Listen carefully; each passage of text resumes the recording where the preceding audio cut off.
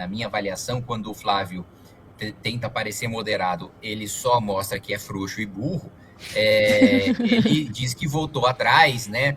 Já defendeu pena de morte, não defende mais, já defendeu prisão perpétua, não defende mais, porque ele acha que, independentemente do crime, toda pessoa tem chance de ressocialização. Você me desculpa, a gente viu um caso grotesco, que até eu tenho nojo físico de falar, ou de lembrar, ou de imaginar. Como é que estão nos bastidores? Eu não sei o que você ouve a respeito do candidato partido à missão, Renan Santos. Eu tenho ouvido aqui nos bastidores da Bahia, na classe política, muitas pessoas já me disseram que ele vai passar todos os outros candidatos aí, como Caiado, Ratinho Júnior, e a gente que não é da torcida, gente da política que claramente afirma que o Renan tem um discurso disruptivo, ele é desprendido e é o único candidato que está fazendo discurso de direita. Até o Flávio Bolsonaro tá querendo aparecer como um moderado e o Renan crescerá muito por causa disso. O que você acha? O que você tem ouvido da performance do Renan Santos como pré-candidato a presidente? Sobre superar ex-governadores é a mesma coisa que eu escuto aqui, tanto de bolsonarista como de petista, como do centrão, né? Como os governadores sujeitaram o seu capital político ao Bolsonaro, né, e tem um candidato com o sobrenome Bolsonaro, o Flávio toma praticamente todos os votos dos governadores. Não é o caso do Renan, né? Nós temos e sempre tivemos um discurso independente, nós não dependemos de Bolsonaro para nada, o que significa que ele tem liberdade, né, para falar e ter um discurso abertamente de direita.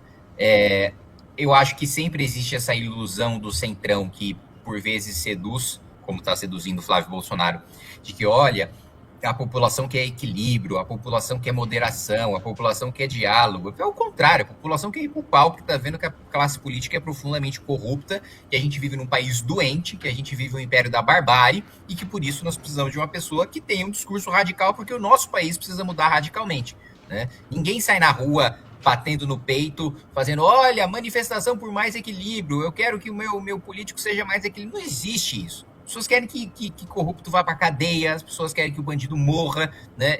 Não existe essa grande militância de centro, né, como eles fazem parecer. E o próprio Flávio, como você colocou, tentando parecer moderado, mas na minha avaliação, quando o Flávio tenta parecer moderado, ele só mostra que é frouxo e burro. Ele diz que voltou atrás, né? Já defendeu pena de morte, não defende mais, já defendeu prisão perpétua, não defende mais, porque ele acha que, independentemente do crime, toda pessoa tem chance de ressocialização. Você me desculpa, a gente viu um caso grotesco, que até eu tenho nojo físico de falar, ou de lembrar, ou de imaginar, do estupro coletivo de uma criança, né? Ele realmente acha que quem participa de um estupro coletivo de uma criança tem chance de ressocialização? E digo mais, pode até ter chance, vamos dar o benefício, né? Vamos ser muito generoso e partir da premissa de que uma pessoa dessas tem recuperação e pode voltar para a sociedade como uma pessoa civilizada. Essa pessoa merece ter essa chance?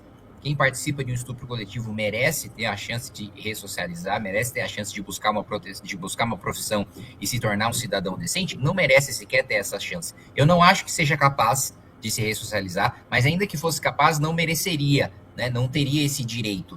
E aí o Flávio, nessa tentativa de parecer moderado, falou, olha, então realmente o estuprador tem outra chance, segundo o discurso do Flávio, né? Uma pessoa que tortura uma outra pessoa, que coloca um traficante, um membro do PCC, que coloca uma pessoa dentro de um monte de pneu, joga gasolina, coloca fogo e joga morro abaixo, esse sujeito tem chance de ressocializar, com certeza. Um chefe de uma facção criminosa, ele é preso e ele repensa os crimes que ele cometeu. Ele fica na cadeia como uma criança fica no cantinho da obediência. É óbvio que isso é ridículo, né? Quando você...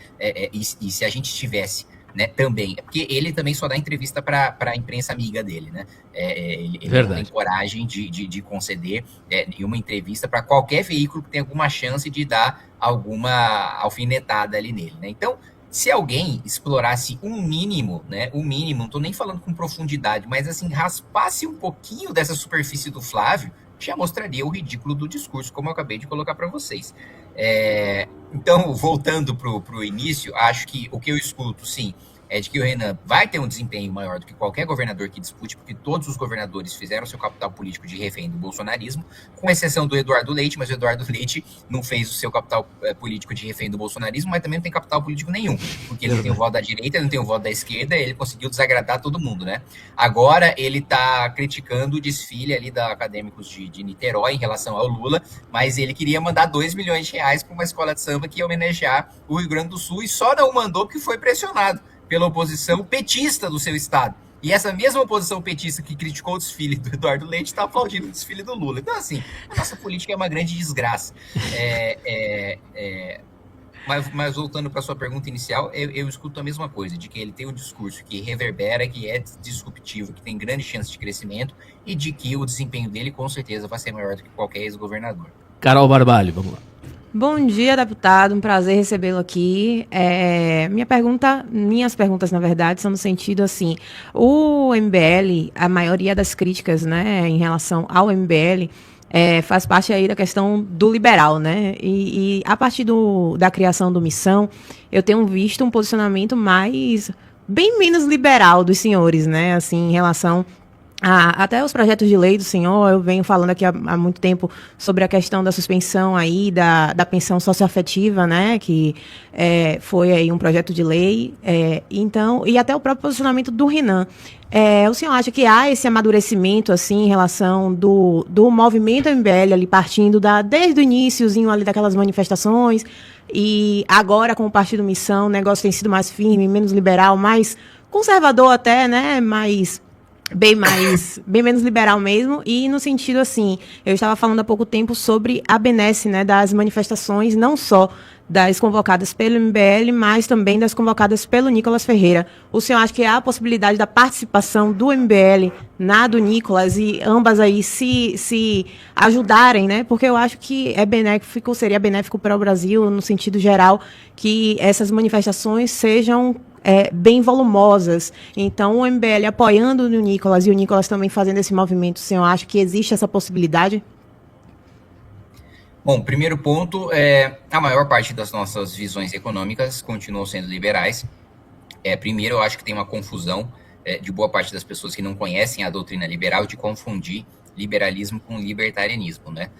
O liberalismo, ele acredita, né, principalmente, é óbvio que existem, dentro do próprio liberalismo, existem liberalismos diferentes, né, escolas diferentes, mas ainda assim tem diferenças fundamentais, né? O liberalismo, ele não é anti-Estado, pelo contrário, o liberalismo acredita que só existe capitalismo com o Estado, né, garantindo os contratos e garantindo a propriedade privada, e que políticas em que o Estado induz o desenvolvimento em determinados setores não são antiliberais, como o próprio Milton Friedman defendia subsídios setoriais, desde que, né, eles fossem temporários, desde que eles tivessem critérios de desempenho, desde que eles fossem para desenvolver, né, um setor estratégico, e que esse setor, com o objetivo de tornar esse setor competitivo e independente, muito diferente da política que nós temos hoje. Agora, é o que eu disse, a maior parte, né? Não são todas as visões, há outras visões mais conservadoras, e a visão ideológica do MBL acho que amadureceu muito com a formação do partido, porque foi a primeira vez que a gente chamou especialistas do país inteiro, alinhados com aquilo que a gente acredita, para discutir o que tem de melhor no mundo e compilar isso no nosso livro amarelo e nas políticas públicas divididas ali no livro amarelo, de saúde, educação, defesa, infraestrutura e por aí vai. Que essa é outra diferença fundamental que a gente tem do bolsonarismo. O bolsonarismo acredita no Bolsonaro. Nós temos propostas e a partir do momento que um dos nossos membros se desvia dessas propostas, não tem mais por que ele ser o nosso membro, independentemente de quem seja.